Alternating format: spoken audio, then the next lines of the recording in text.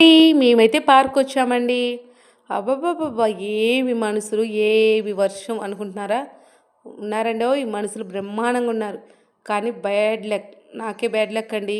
రాక రాక నేను తీరుకు చేసుకొని కడపొస్తే ఎక్కడ అనుకూలంగా దొరకలేదండి.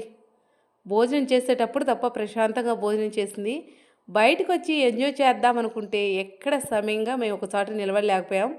దానికి కారణం ఏంటంటే ఈ పార్క్‌లో 6 గంటలకే క్లోజ్ చేస్తాం. లోపలికి ఎంట్రీ ఏమి ఉండదు అని చెప్పారు. ఇక్కడ చూసారా? సార్ ఒక్క 5 నిమిషాలు సార్ నేనైతే లోపలికెళ్ళి సింపుల్‌గా చూసి వీడియో తీసుకుంటా అని అడిగాను. సరేనమ్మా 10 నిమిషాల్లో వచ్చేయమని నేను మా పాప లోపలికెళ్ళాము.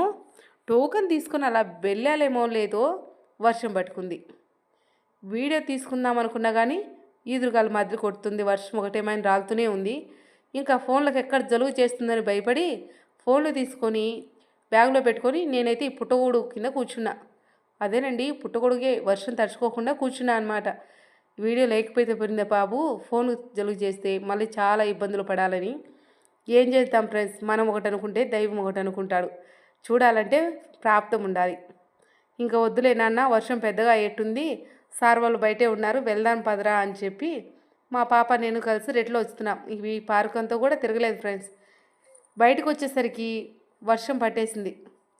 ఏంటి ఇలా జరిగిందని చూడండి కొంగు ఒప్పుకొని ఎలా వస్తున్నానో వచ్చేసి మేము కూడా వర్షం ఎక్కువ అయిపోతుందని చెప్పి ఇక్కడ ఒక చెట్టు మాకు సపోర్ట్ చేసింది ఫ్రెండ్స్. రాత్రి అయితే వర్షంలో తడవకోకుండా మేము కట్టిన టోకన్ ఈ చెట్టు తొర్రే మాకు కొంతసేపు అయితే వర్షానికి తడవకోకుండా నిలబెట్టేసింది. మా వారు ఇటు వెళ్ళారేమో పరిగెత్తుకుంటూ ఆయన అక్కడికి వచ్చాడు. ఇంకా ఇక్కడ మనకు అనుకూలం కుదరట్లేదు, ఇక్కడి నుంచి రిటర్న్ వెళ్ళిపోవాలనిపించింది. మా పాప వచ్చేసి శిల్పారామంలో బాగుంటుంది పిన్ని, అక్కడ నైట్ పూట టైం ఉండదు, ప్రోగ్రామ్స్ అందు బాగుంటుంది, వర్షం తగ్గాక శిల్పారామం వెళ్దాము అని చెప్పింది. సరేలే ఇక్కడ కుదరలేదు, అక్కడికైనా వెళ్తే కొద్దిసేపు చూసినట్టు ఉంటుంది, ఫస్ట్ టైం వచ్చాం కదా వెనక్కి వెళ్ళడం ఎందుకు, మళ్ళీ రావడానికి ఎన్ని రోజులు పడుతుందో ఏంటో అని చెప్పి సరే నాన్న వెళ్దామని చెప్పి బయలుదేరాం. వెళ్తే రామేశ్వరంనే శ్రీరేశ్వరం వదలదని అంటారు కదా పెద్దలు, అదేంటో అనుకున్నా. నిన్న నా లైఫ్లో అది అర్థమైపోయిందండి. ఇక్కడికి వచ్చాక పార్కులేకైతే నైట్ 10 దాకానే అలర్ట్ ఉంటుంది, టికెట్ తీసుకుందాం అనుకున్నాం. కానీ ట్రాన్స్ఫారం ఏదో ఇబ్బంది పెట్టింది, ఈరోజు కరెంట్ రాదని టికెట్ తీసుకునే దగ్గరే చెప్తున్నారు. మన టార్గెట్ ఏంటి, మనం ఎంజాయ్ చేయాలి, అలాగే మన సబ్స్క్రైబర్లు కూడా ఎంజాయ్ చేయాలి మనతో పాటు. బట్ అవకాశం లేదు, అప్పటికి చీకటి పడిపోతుంది.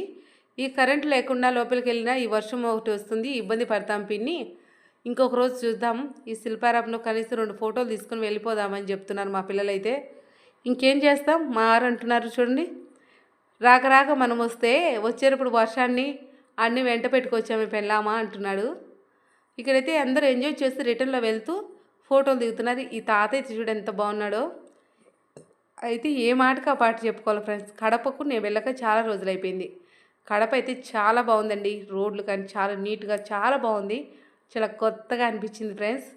కడప వాళ్ళు ఎంతోమంది ఉన్నారు, శిల్పారామంలో చాలా వరకు ఎంజాయ్ చేసి ఉంటారు కదా. నేచర్ అయితే చాలా బాగుంటుందని మా పాప చెప్తుంటే వినడం తప్ప నేను ఇంతవరకు వెళ్ళలేదు. నిన్న వెళ్దాము అని తీరుబాటు చేసుకుని నేను వెళ్తే బై మిస్టేక్ వెళ్ళలేకపోయాను. Next time better luck friends. Next వచ్చినప్పుడు మిస్ కాకోకుండా తప్పకుండా శిల్పారామం అయితే ఖచ్చితంగా చూసేసే వస్తాను. ఇంకా విహారయాత్ర పోయినట్టు నేను మా వారు టౌన్ అంతా